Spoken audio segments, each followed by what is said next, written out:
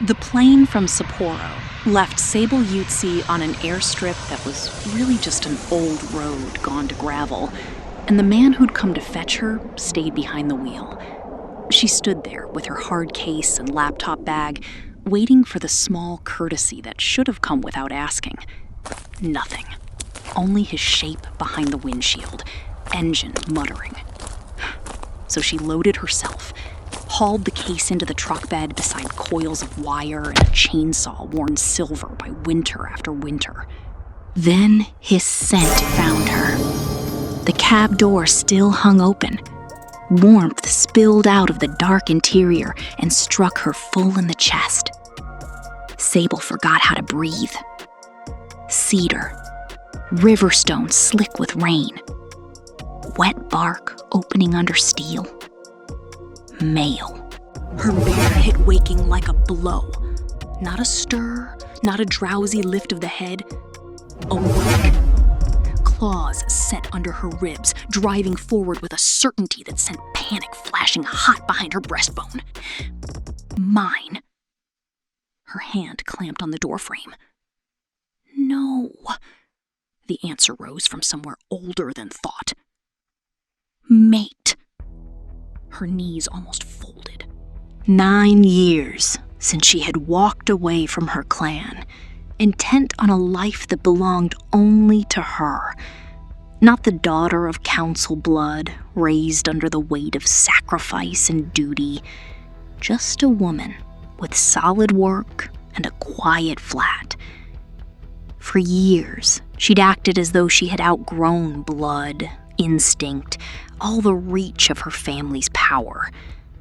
The world had called. She had gone to it, leaving her lineage and every demand tied to it behind. Until one breath of this man. Gone. No, she whispered. Get in, he said. You're letting the heat out. His voice hit somewhere low and dangerous, deep, roughened by cold or sleep, or the simple bad luck of being born with a voice that belonged far too near a woman's ear. Her nipples tightened under her sweater. Sable nearly hated him for that alone. He was younger than his emails. Those had come in 3-sentence bursts, curt and rude, as if every extra word cost him. Mid-30s, broad-shouldered, dark hair pushed back from a face already set against her. His mouth was worse than the voice. A carved strip of bone hung at his throat on a cord, half lost beneath the soft shirt collar. Hands marked by fieldwork, knuckles split and healing, a watch gone dead. Sable edged nearer the door. Takeru's nostrils flared. Once, she saw it. His jaw hardened. Ah, so it wasn't only her. Good. Then his gaze dipped. Barely. Not much lower than her chin before he dragged it back to the windshield. But she caught that too. Something dark and pleased unfurled inside her. Let him ache. You're the auditor, he said. Sable Utsi. Head office sent me to look at the tracking numbers. I know what head office sent. They send someone whenever the numbers make them look stupid. Usually it's someone who's seen a forest. Her gaze dropped to her boots. Good boots. New boots. Pale, stiff city boots with perhaps one afternoon left before the mud claimed them. One look, and he'd read her life from the leather. Filed it all under tourist. I've seen a forest. The truck lurched over a rut. Her hips slid. His thighs stopped it. They both went still. 2 layers of denim, and her body answered as if his hand had slipped between her legs. Heat tore through her so fast, she bit down on the sound rising in her throat. Takeru swore under his breath and wrenched the wheel, gravel spraying from under the tires. Then he cranked open his window. Mountain air slammed into the cab. "You speak Ainu?" she asked. Something shifted in his cheek. "Some. Enough. My grandfather more." He tipped his chin toward her. "You?" "Sami. Northern Sami. Some." Her voice did the same thing his had. That careful some. The word used by people whose languages had spent a century under the knife. Enough. He looked at her then. Really looked. Something moved across his face. Recognition, perhaps, at the way she'd made that word small enough to survive. The station crouched low beneath mountains that climbed straight out of the earth. Country that swallowed sound whole. He killed the engine. Silence dropped in hard. "Whatever that is," he said, eyes still ahead, "we don't answer it." She turned to him. "You know what this is." His fingers tightened around the dead watch. "Yes." And at last he faced her. His pupils had swallowed nearly all the dark of his eyes. "And if I touch you right now, I won't stop where you want me to." 3 weeks, he said. "You'll find nothing, because there's nothing to find. Then you return south to your building and your reports, and forget this place exists. Same as the last one." Heat climbed her neck. "You know nothing about me. I know you left clan." He got out, lifted her case from the truck bed as though it had no weight at all, and let it sink into the mud by her boots. The ones who leave always come back in the wrong shoes and call it work. He walked toward the largest building and never looked back. Takeru made it as far as the map room before his legs quit on him. He put both hands flat on the table and held on. Every cell he had wanted to go back out there, not walk, run. Put his face in her hair and breathe until the shaking stopped. Sami, an auditor, head office's pet, wearing the scent of the north like some half-remembered dream. His mate. Damn her. His bear ripped through his chest at the thought, claws tearing at his insides. Hours. Take. Now. Sable stood in the mud, boots taking water through the seams. Each step he put between them drew her skin taut. Under her breastbone, her bear raked and shoved, driving her after him. Her body tipped that way before she halted back. 3 weeks. Fix his numbers. Don't touch him. Get on the plane. Easy. Her bear hit her ribs hard enough to jar her forward. Sable drove both heels deeper into the mud. For almost 10 minutes, the lie held. The numbers were wrong. Someone had built the wrong on purpose, and built it well. She sat in the station's back office at 2 a.m. with 3 monitors, a bad cup of coffee, and eyes that burned every time she blinked. The organization tracked brown bears, thousands of them, collared, pinging, mapped. Except 9 of the tags didn't move like bears. These 9 boarded planes, airports, train stations, cities. One species code that didn't exist anywhere else in the system. She almost stopped there. 9 was enough to end careers. Then she found what the 9 were hiding. Not another tag, a file. A pending order, coordinates tightening week by week onto one valley. This valley. 41 names under a single word she'd only ever seen on shipping manifests. Acquisition. 41. Not tagged. Not yet. 41 people with a net cinching around them while she sat under fluorescent lights watching it happen. His scent reached her before his shadow did. "You're up," Takeru said. "Your bears take a lot of international flights." He stopped behind her. His voice deepened. Close the laptop. Sable faced him. They're not brown bears. I've read bad data for 9 years. Bears don't fly to Oslo and sit under species codes that don't exist in any book. She held his gaze. And you're not surprised. You knew before I got here. For 1 second, he wasn't the bastard she'd spent 6 days trying not to touch. He was scared. Come with me, he said. We can't talk here. He turned and walked out. Sable grabbed her coat and followed. The mountain took 2 hours in the dark and the last 40 minutes on foot. Takeru went ahead of her with a backpack and a rifle he hadn't explained. There's a relay tower up there. Feeds the color data south. I've been logging what it sends for a year. You could have told someone. Who? I needed someone who could read what I found. Someone with access to the data. You found it too and didn't cull it in. I didn't ask for it to be you. Believe me, neither did I. He stopped so fast, she walked straight into him. Then his whole body changed. Not desire, alert. She smelled it a second later. Oil, metal, men. Down. He pulled her off the trail, into the blackness beneath the trees, one hand over her mouth, his chest locked against her back. Below them on the ridge, 4 flashlights. Men. One lifted a radio.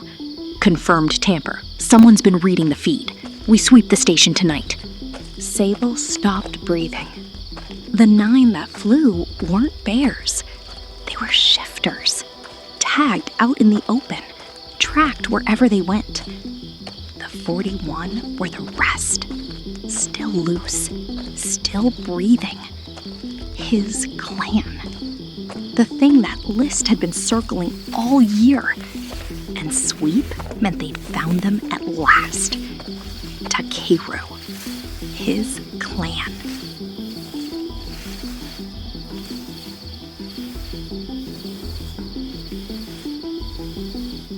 Run when I tell you.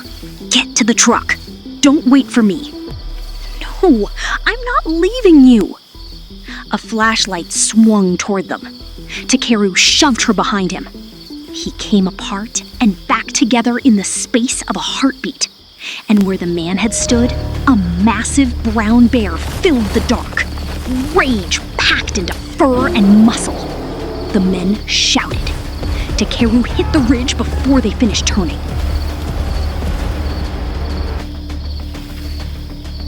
Gunshot! Takeru! Fear hit her so hard, her bear tore free. Smaller than his, and beside him a second later, she burst onto the ridge at his flank. For the first time in 9 years, Sable fit inside her own skin. She ran with him through the dark, while 4 armed men broke and fled. Her bear stayed close to his without being told. She hadn't chosen Takeru. Not yet. Her bear already had. They came back to themselves at the tree line. Shaking, human, freezing. The 4 men were in places they'd never be found. The danger was gone. The bond was not. It snapped its leash. She reached him the same second he reached her. His mouth came down on hers. When it broke for both of them at once. His teeth found the curve where her neck met her shoulder. She felt the mark take. The bond slammed shut, sealed, mated.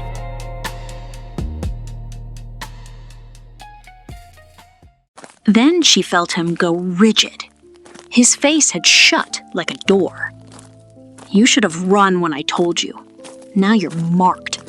Bonded to a man whose whole life is a target. That's not regret. It's arithmetic. You think I did this for fun? I didn't want this either, Takeru. Neither of us wanted this, he said. Neither of us wanted this, she agreed. They walked down the mountainside, not touching. She counted the inches between his hand and hers the whole way. Every one of them ached. Lights glowed in the bunkhouse windows, the station humming with quiet purpose instead of chaos. An elder woman with Takeru's stubborn chin perched on the porch steps, rifle resting easy across her lap. Two men faded into the pines without breaking twigs. A teenager shepherded wide-eyed children toward the cellar. "You're staying?" This land remembers hunters. The mountain wasn't what kept me awake. She frowned and then asked, "The data?" He nodded while looking at her. "You have the key. I don't." Moving toward the office, she asked, "How long before they arrive?" He stared at her a few seconds, and then, "An hour. Maybe less." 3 monitors glowed in the dim office. Her credentials pulsed green. Files unfolded across the screens. Medical reports. Columns of dates beside blood vials. One entry mid-page. Expired. Her phone buzzed. Halvorsen. She placed the call on speaker before meeting Takeru's interested gaze. "The station flagged a tamper alert. You've been busy." Halvorsen sounded excited. "The most significant biological discovery of our age. A creature that regenerates like no other, that doesn't age naturally. 6 people know the truth. I could add you." She shook her head at his arrogance. "Return now, and tonight vanishes from the record," Halvorsen said. He'd laid it bare. Come home wasn't an offer.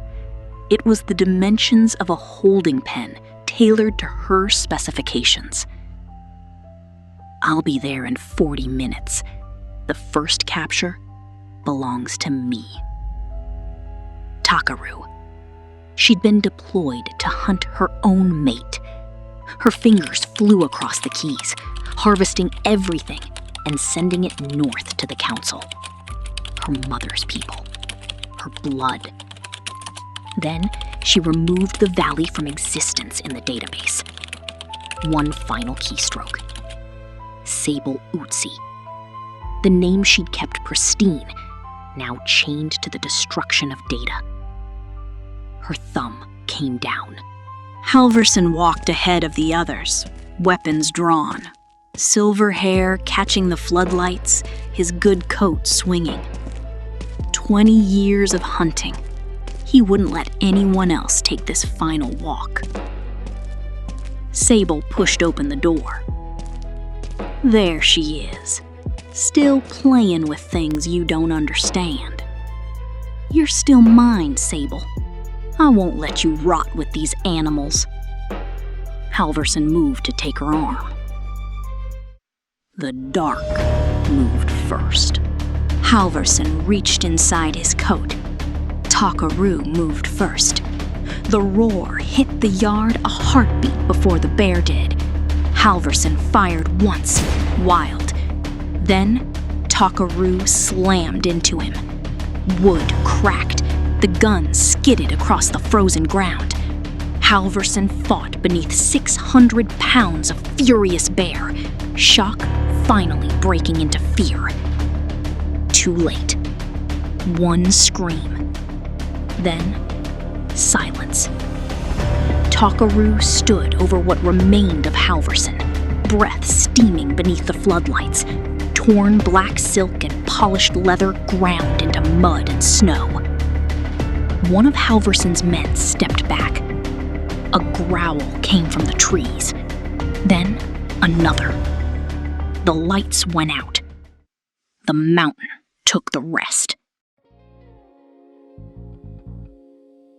Takeru returned to human and stopped at the foot of the steps, staring up at Sable. After 9 years, you contacted your people? She nodded and wrapped her arms around her waist while holding his gaze. Turns out the thing I ran from my whole life it was the only thing strong enough to save yours. He walked up the steps, holding her gaze. Why? You could have kept the life you made. She bit her lower lip. It was never about keeping my life, only which side I stood on. That part was easy. He stared down into her eyes. Easy? Why easy? Reading the same heat in his gaze, she swallowed her fear and spoke from her heart. Because you're mine. He pulled her close and whispered, Stay. I already did. There's only here. For 9 years, Sable had mistaken distance for freedom. Thought if she stayed far enough from the old blood, the old laws, the bear inside her, none of it could claim her. She'd been wrong. Here, with Takeru's mark warm against her skin, his heartbeat steady beneath her palm, and a clan behind them that had chosen to stand rather than bow, the truth settled deep. She hadn't come north to audit a station. She'd come home. Mate. Bear. Herself. When Takeru pulled her closer, Sable went without fighting him. This time, she didn't want to.